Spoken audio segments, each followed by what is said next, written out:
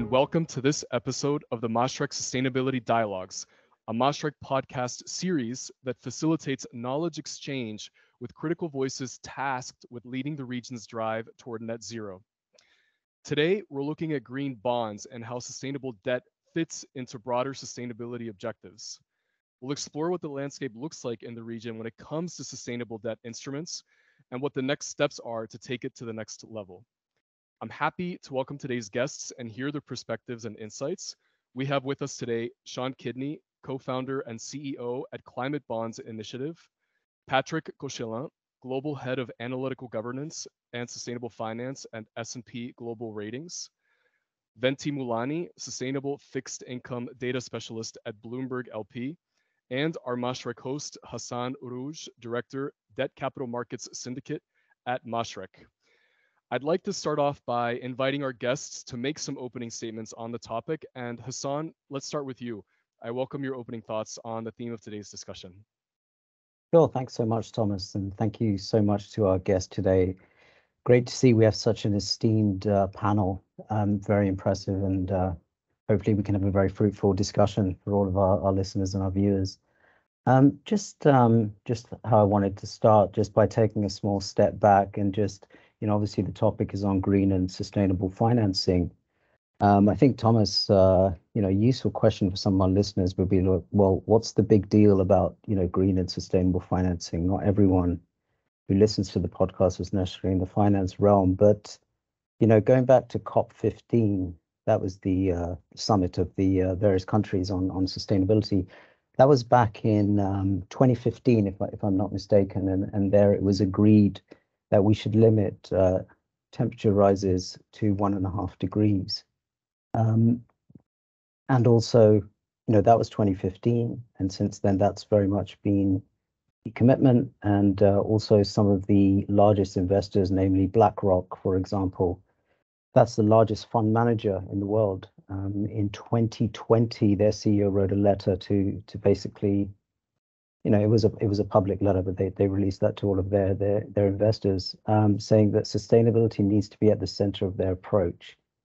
So if sustainability is so core to the the largest investors in the world and the largest financial institutions in the world, it's very topical, and the sustainable objectives. So just going to a brief history of the region. The first green bond from the region was from MBAD. That was back in 2017, and then the first sovereign green bond from the Middle East was actually by the Arab Republic of Egypt. That was in 2020. These were some of the landmark green issuances from the region, and it just goes to show. We're only going back to 2017 when the market really started in this region. So we have to always remember in these discussions that this is a very nascent market when we're talking about expectations. And we're talking about progress. Now, I mentioned COP15. That was part of the Paris Agreement. The region's become very much at the forefront of sustainability recently. So, there was a COP in Egypt last year. The next one is in the UAE. I think a lot of people are aware of that. And the region is a region that has taken this very seriously. The UAE is one of the few countries that submitted an updated NDC. That's the nationally determined contributions. That's basically like the commitment in writing, and with a strengthened emissions reduction target ahead of COP27, which was the one in Egypt. So it goes to show the UAE is very much taking this very seriously, even on a global level. Country initiatives in the region. The UAE, as I mentioned, they raised their ambition for emissions reduction to a 31% reduction versus a 23.5% reduction. KSA in Egypt are also, especially Saudi Arabia, they're very much at the forefront and taking this initiative forward, at least from a Middle East perspective. And all of these countries have released their frameworks and their visions on sustainability. UAE mentioned their ambitions, but they've already made a lot of progress as well. So they've already achieved 21% as a proportion of electricity production in clean energy. Target is 30% by 2030 and 50% by 2050. And to date, the investment in clean energy has been $40 billion. When we're talking about some of these projects in the region, these are not just, it's not just enough to say these are just big projects. These are on a worldwide scale. These are among the largest projects in the world. So I'll give a couple of examples. There is a solar PV plant in the UAE. That's the world's largest single site solar plant. We're also hosting the world's largest seawater reverse osmosis plant. That's for desalination in a low energy format. So these are very prominent projects on a global level. Even in Saudi Arabia, there's a lot of talk about NEOM, how it's going to be 100% renewable, but that actually is a project targeting 1 million residents, 0 emissions and 0 cars, and not to mention the kind of budget going towards that. So the Middle East has huge projects, the biggest in the world when it comes to sustainability, and obviously coming with that is massive financing requirements. In the UAE also, it's not just about visions, it's not just about statements. We have a sustainable finance working group which encompasses regulators, the UAE Central Bank, our stock exchanges, our capital markets authorities, and we're expecting specific guidance potentially before the next COP, the COP28 taking place in the UAE this year. So there is real tangible progress happening here on the ground, rather than just statements and high level visions. We can look at it from a data point of view. Now, I run the Syndicate for Mashreq, their debt capital markets syndicate, and obviously a lot of what we do is green and sustainable bonds. If we look, the GCC alone, it counts as an emerging market. If you compare the GCC or MENA with other emerging market regions in the world, you could take LATAM, you could take Sub-Saharan Africa, you could take Asia ex-Japan, for example. If you look at the percentage of total issuance that comes under an ESG framework out of the total issuance, the kind of percentages you're getting in the GCC is multiple times higher than you're getting in other regions. So we're talking, it's not the majority, but you're talking, in terms of volume, you're talking 6-7%. In some other regions, you're talking 1 or 2%. So ESG is a big part of what we do. Granted, some of those ESG compliant issuances were undertaken by, fewer issuers, but these were giant transactions. But that's just a reflection of the amount of ESG requirements and the amount of funding going towards sustainable purposes is happening. So, for example, the Public Investment Fund in Saudi Arabia, they've done multi-billion-dollar transactions at a time, and they've only come in a green format, and that covers in their own country in Saudi Arabia, but also covers their international investments. So these things are not just about the region. This is really a global impact that this is having. Absolutely. And I do want to give everybody time to give their thoughts as well. And Sean, Sure. I wanted to bring you into the conversation as well. And if you could walk us through how fixed income securities and sustainability are connected in the first place, and how one fits into the other, and how green bonds differ from conventional bonds. I welcome your thoughts on that topic as well. Well, the origin of the green bond lies in the idea of a full faith and credit issuer allocating proceeds to green investments. Originally pioneered by development banks. The European Investment Bank did the first one in 2000, followed by the World Bank soon afterwards. And then it went commercial in 2013. It went commercial because of the nature of demand. There were, in particular in 2013, the IFC issued 2 $1 billion green bonds, and they were over 2.5 oversubscribed in 1.5 hours. And that kind of made the corporate sector think, whoa, what's going on here?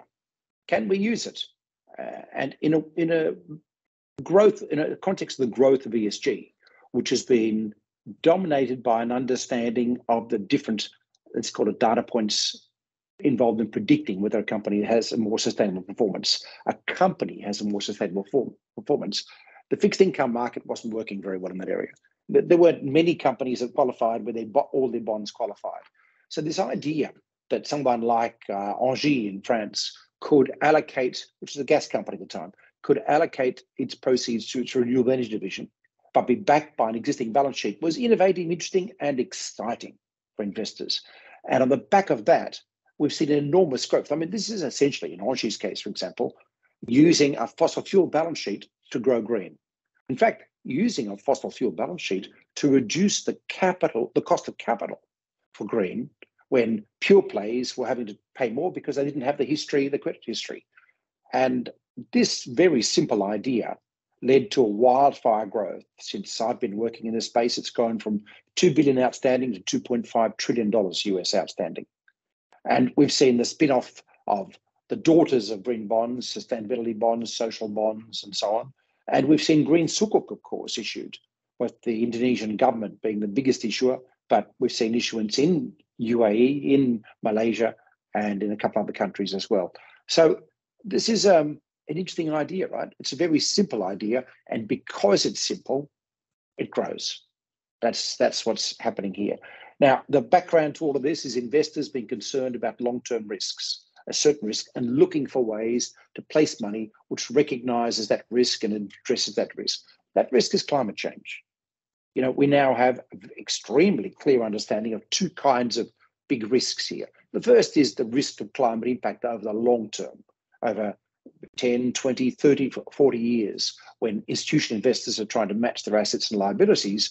Their actuaries are telling them, yeah, we've got an elephant in the room here, and it's going to wreck our portfolios. And how do you deal with that? Well, most portfolio management is based on a 5-year horizon. So matching that portfolio management issue or approach with long-term risks on the liability side has been difficult. The green bond does that because it's essentially a bond that meets short-term requirements, risk yield, and also addresses long-term risk. That's the idea. Now, of course, that's grown to another kind of factor recently, that now that people have begun to realize that the world is changing. And I'm going to tell you that since the Biden Climate Summit a couple of years ago, there is now in the investment community, absolute certainty in what the future is going to be. It will be green. It will be sustainable. The uncertainty now is about the speed and the mix of that change. In other words, there is belief that there is a tsunami of change coming through the global system. The question is, how do you ride the tsunami and how do you avoid being swamped by it? And that has led to a different kind of understanding around green investments, which is that companies that are issuing green as entities such as governments are signaling that they're doing something, and investors are saying, in the absence of other clear signals, okay, they are lower risk. In fact, the definition of green that we've now seen embedded in things like the EU taxonomy and sustainable finance that I'm in Brussels today talking about have become sandboxes of lower risk investments, because these are investments that are less likely to be negatively impacted by the tsunami that's coming through. And that's the story behind it, really. It is happening everywhere. Absolutely. It's not just Europe. Absolutely. And sorry to interrupt. You've mentioned that, you know, it's increasing in popularity the world over, and these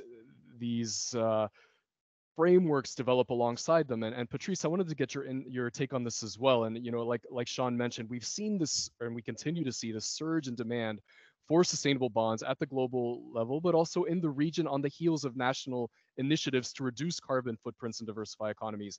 And I'm curious your take and how you would describe the landscape in this region in the Middle East for green bonds and for sustainable debt, and what that looks like right now in 2023. Yes, Thomas, absolutely. I think this year, 2023, we're looking at sustained strong issuance, and probably the Middle East is a place where the history is still writing itself, right? We have more to come. We expect a strong pipeline of projects from mostly around mitigation, around developing those new renewable energy projects that will help reduce the carbon footprint significantly. And the countries there have strong ambitions. As you know, most targets have been now set around the 2030 horizon as the intermediate milestone. So this is really near term, and this requires a lot of capital. Some of the interesting features we're seeing around this is the project finance type of deals, and mostly around PPPs, for example. That gives that has a lot of interesting features for those types of issuance, because you get a lot of clarity around the types of allocation of proceeds, the types of reporting requirements, the reporting commitments that you can expect from those types of issuers. So it does provide much more clarity to investors around what they're putting their money towards. And to the points that Sean was mentioning, you know much better what you're investing into. And this is really, I think, an area where the countries have put a lot of emphasis from the regulatory standpoint as well, clarifying those frameworks and making sure that they work properly. I think one of the constraints we've seen so far has been around more finding shovel-ready projects, including the availability of components around solar, for example. That's been slower than expected and more constrained than expected and more pricey, certainly. But as those issues get resolved gradually or get worked through the channels, then we expect that we will see much more. And that's only about mitigation, but really there are many more areas. I think the national adaptation plans in the region are still work in progress when it comes to adaptation and resilience. So you would expect that in the region where you have risks coming through, particularly around water stress, around heats that are very acute potentially, I mean, you will see an increase as well on that pocket of the market. And as Hassan was mentioning, you have very large projects around desalination as well, which directly speaks to adaptation. But these are the types of projects we expect to see much more of. And probably if we want to broaden a little bit beyond green, but talk about sustainability in general, we've also seen a lot of interest in financing that combines green and social projects around sustainability types of issuance. And we have some second-party opinions out there. So the issuers, for example, the Emirates of Sharjah, and where those projects get financed through the capital markets and with a label of sustainability. So that also gives you a sense of the appetite in the region for that. And I know the banking sector is obviously one of the areas where there is a lot of flexibility around what's in a balance sheet to finance both green and social projects at the same time, and an appetite to offer that to investors as a proposition. Understood. And Venty, I wanted to get your take on that as well. And in terms of whether it's green bonds or sustainability linked bonds or social bonds, how those kinds of debt instruments are reflected in the Middle East, and whether that those kinds of issuance reflect Middle Eastern characteristics, especially with regards to Islamic finance and its exclusion of interest, which of course is a defining characteristic of conventional bonds. Yep, that's right. Thanks, Thomas, for having me, and thanks. Pleasure to be here with Sean, Patrice, and Hassan. When we speak about Bloomberg data, I think with regards to green, social, and sustainability bonds, I think the growth has been exponential. We've seen numbers this year being around $12.5 billion year to date, whereas last year the numbers were somewhere around 9.4 billion, and the year before that in 2021 it was around 6.6 billion. So you can see that the growth has been relatively quite exponential. With COP27 in Egypt and COP28 coming up in the UAE, we've seen, I think, since the beginning of this year, a lot of more debut issuers coming into the market. As Patrice just pointed out, we've seen the Sharjah government issue a sustainability sukuk.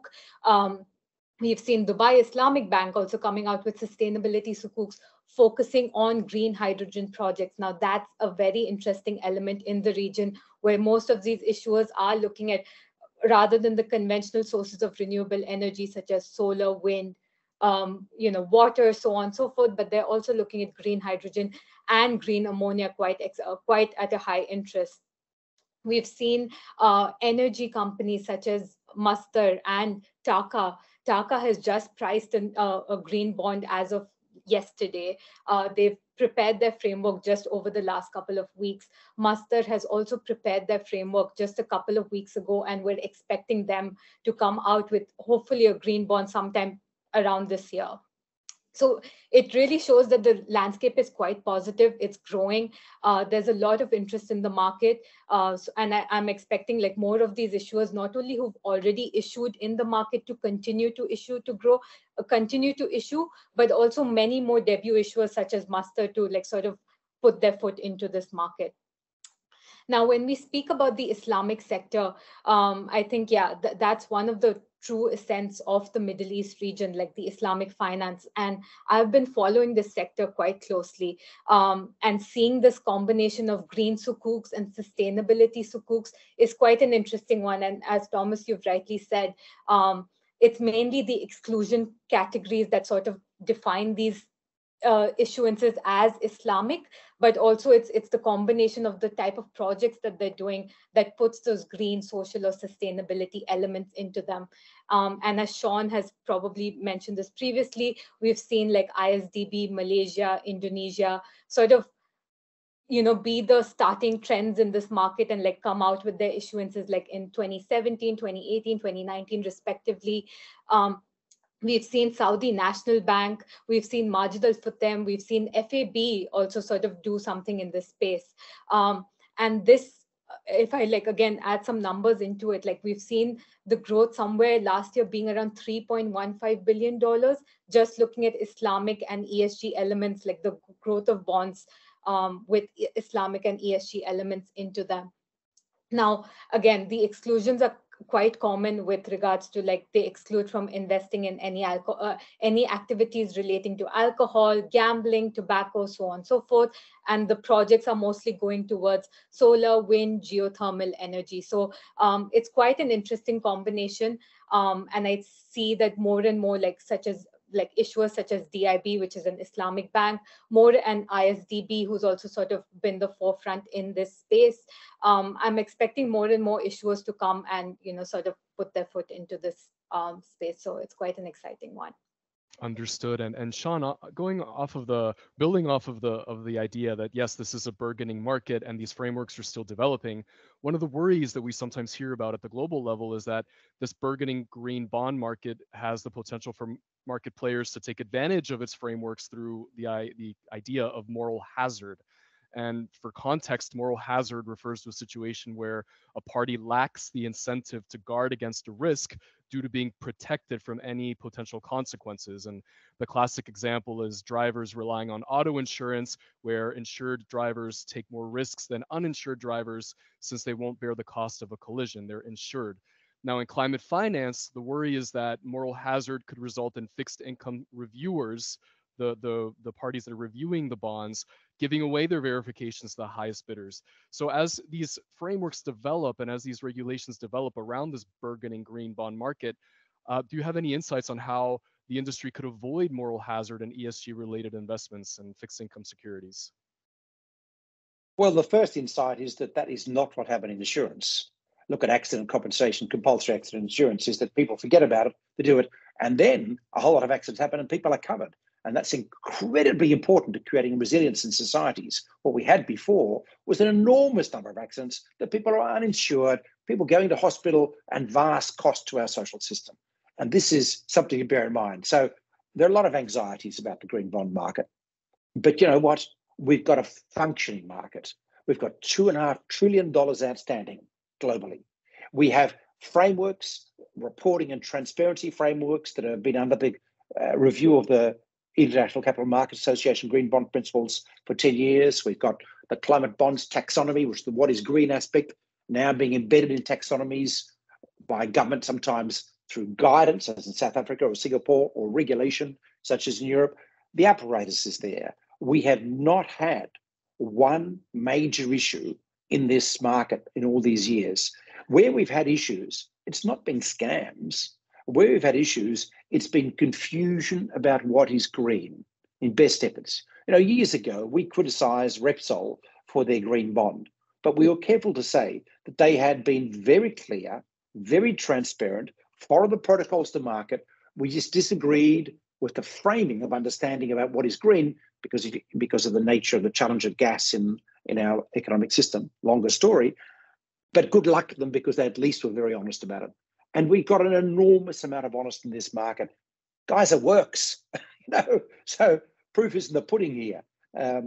Now, what are the risks going forward? Yeah, as this market goes into the tens of trillions, there's certainly risk for scams. The antidote to that is clarity about what is green. That's the first antidote. Are there risks that people will shuffle money around and invest in things that are wrong with the money they get from the green? Possibly, as there are risks now. That's what regulators are for. That's what they currently look at. We can't insure against the credit risk issues in the green bond market. Credit risk issues stay with us anyway and have to be dealt with existing mechanisms that have been set up specifically for that purpose. There will be booms and busts. There will be booms and busts in general markets, and I expect there to be booms and busts in green. There's a bit of a difference about green, though, is the bulk of the investments that are being made are substantive investments that will create further wealth and avoid an unbelievable bust coming our way, which is the bust of climate change. So in balance, I would say the risks of default and the risks of problems in the area, let's just say, outweighed by the benefits of avoiding or helping to avoid a crisis coming through. So I think that's the least of our problems. To me, the biggest problem I have at the moment, where I have an unquenchable desire by investors around the world to invest in green, to shift their portfolios for all the reasons we said before, is the lack of supply. My biggest problem is that pricing goes crazy because people are not doing enough. Now, part of that is they're not clarifying what qualifies. Does everyone understand that green hydrogen investments qualify? Probably yes. Does anyone understand that grid investments in the context of quadrupling electrification in society, which is what we've got to do in the next 20 years, qualify? No, they don't qualify. We need more deal flow to the market. But look, fundamentally, we're not doing enough. While we're talking green hydrogen, we need to do a lot more on green hydrogen. We need to do a lot more on solar. It's incredible what we're doing. But what the IPCC tells us is it's not enough. We've got to reduce global emissions by 50% in the next 7 years. That's an extraordinary change in a global economy and society. So the biggest risk we face, let's be clear, the biggest risk we face is we don't make the transition to a low carbon economy fast enough, and we consign ourselves to an unimaginably catastrophic future for our children. Understood. Well, that's definitely a lot to think about. And Patrice, I welcome your thoughts on that too, building off of those comments. Question for sure. Sorry to interrupt. This just sparked my mind. Just kind of on the moral hazard topic. I mean, obviously, when it comes to credit ratings, obviously S&P are big on credit ratings, but you've basically got the three large credit rating agencies. When it comes to third-party verifiers, I mean, there's any number of those now. I mean, there's an argument that we have too many. If I look at the deals that have happened, at least from our, we've got, probably I've seen S&P, DNV, ISS, Sustainalytics, Moody's. Sean, I mean, do you think we have too many third-party verifiers? No, we don't have too many verifiers, but yes, there is a risk that we have poor verifications. For the moment, there's an antidote.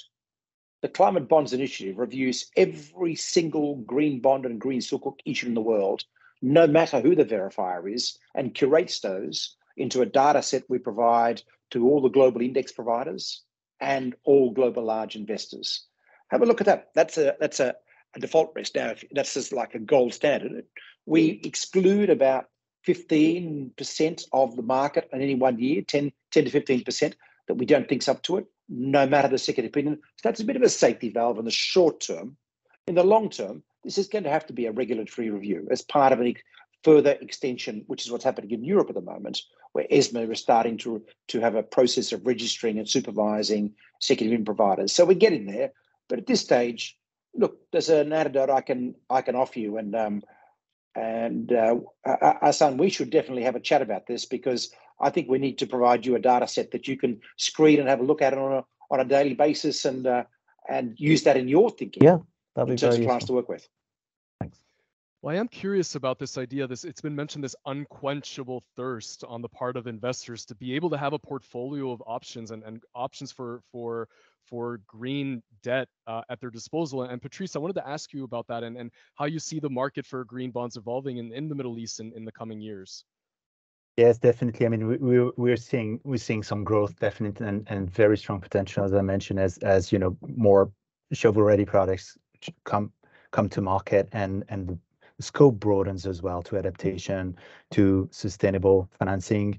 But maybe to pick up on the question earlier, we are obviously a verifier, an external reviewer, as I should say. That's the official term. S&P Global Ratings, we made the choice from the get-go to have to set ourselves up within S&P Global Ratings, meaning within the ratings agency. And so we benefit. I'm a former credit ratings guy myself of 2 decades. And we set ourselves up from the get-go using the same standards of integrity, independence, and we're not there to structure transactions, for example, for issuers. We're there to say whether we think they meet the requirements to be aligned. And then we also provide additional analysis of whether how strong, how green the projects are, to pick up on the comments that were made by Venty earlier. We give scaled scores to the types of projects we look at. And as you may know, we acquired at the end of last year Shades of Green, who is a very regarded provider, especially on the climate analysis with the shading. And so that allows ourselves to be positioned as a provider that says, okay, this is green enough, and that this is very green, for example. Same thing for how issuers are committing to report on the impact, on the allocation of the proceeds, and on the impacts as well. We provide additional clarity on that, and our views, our opinion. Not everyone has to agree with us, but the important point is that we are very thorough in our analysis of those comparisons. It's a fast-moving marketplace, especially if you look at areas like sustainability linked, for example. We haven't touched on that too much, but that's a very fast-growing part of the market. Practices change a lot. I would agree with Sean that they tend to become stronger as things evolve. So sustainability linked is a place where you had not much of a market standard to speak of. You just had growth 2 years ago, and now you have market standards being established, things that everyone agrees are fine. Other things, well, there is still questions, and it's a very creative marketplace, which we like. But also it's an opportunity to exercise, build up our opinions, and give hopefully helpful guidelines as to what we think is going in the right direction in terms of serving those objectives, and what we think is less of a good practice. And we see a lot of it, frankly. We see the whole range, which is fabulous. And so we can put those opinions out there and ourselves learn a lot by what we're looking at. Understood. And it sounds like an iterative process. And as we start to but not too iterative though, because we don't structure on behalf of the clients. They come to us with their projects, and we make sure we're not structured. You can't be providing the opinion and help them structure.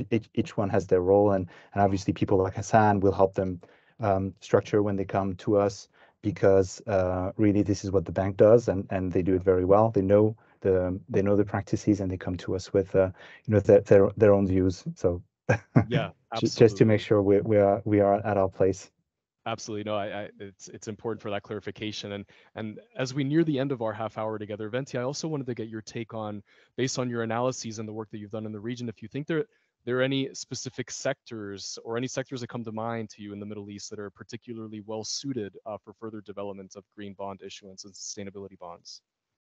Of course. I think we've definitely seen a lot of issuances, like from the data that we have, like a lot coming from the banking sector, as well as, like, as I've touched upon previously, like the energy sector. Now, it's a very interesting concept, because like with regards to quite a few of the banks, and like even like the ones that are trying to make the transition, they're probably committing to, rather than committing to the project as a whole, like green or sustainable projects, we've seen them committing towards saying that, yes, we're also taking part in our ESG initiatives through touching upon just what Patrice briefly mentioned, is the sustainability linked bonds, where they're establishing KPIs saying that we're not really, investing our money into a project as particular, but we're establishing certain KPIs that by a certain target date, we want to reduce our carbon emissions by X amount. And if we're successful to do that, it will reduce our cost of capital. We'll have to pay a sort of, as an issuer, they'll get a benefit where they'll have to pay a lesser coupon to their investors. And if they're unsuccessful to meet these targets, it's a penalty for the issuing bank or the corporation, and they'll have to pay a higher coupon amount to their investors. So I think putting such penalties or incentives into place definitely moves the market, like be it an issuing bank, be it an energy corporation, to achieve these targets and to have these financial incentives linked towards their ESG initiatives. I think it's a very good space to see how the market is growing and what's exactly happening right now. And to the other points, like we have the sustainability finance working groups, we have the ICMA principles. Most of these issuers do seem to be following, the ICMA guidelines, and obviously they're reaching out for external reviews. They're getting their third-party certifications as well. So it's a great space for us to see all of these various aspects, like who's the underwriter. So from the banking aspect, we're covering that sort of data points. From the external reviews, we're covering who's the external review on a particular green sustainability or sustainability linked bond, who's the third party verifier. So I think from my front, I'm getting a very global and a complete picture of how the bond is, how a particular sustainable bond is from start to finish. And with the aspect of impact reports, allocation reports, having someone verify those reports as well, and these issuers committing to producing these reports on an annual basis, I think that's where we're at currently. That gives investors better faith in the market, that I'm, after a year from the bond being issued, I'm going to know where my money has been exactly invested, what sort of impact has that money had in the global scale of things towards a particular project, or all across the world.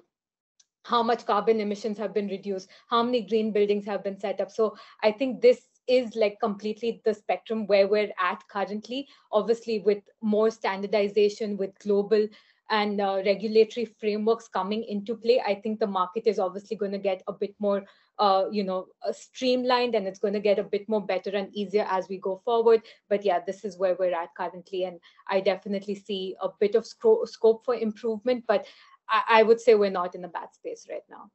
Understood, definitely. So growing market and increased transparency and streamlining as we see the market continue to grow in the region.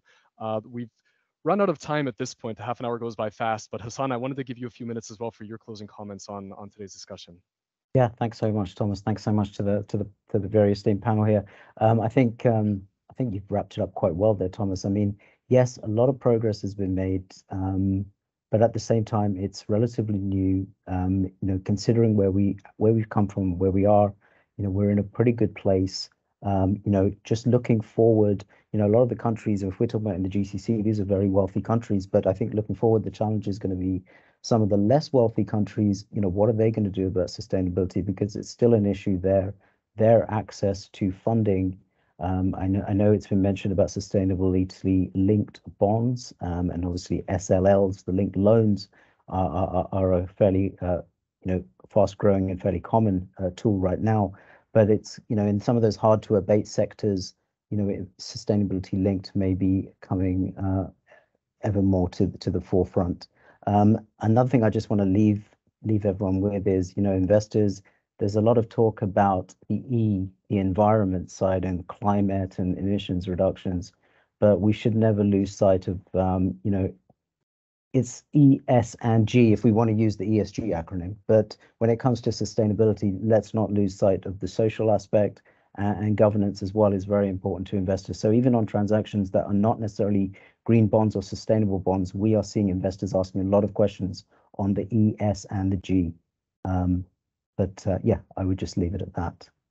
Thank you very much. Definitely E, S, and G. And thank you to all of our panelists. Our half hour together has come to an end.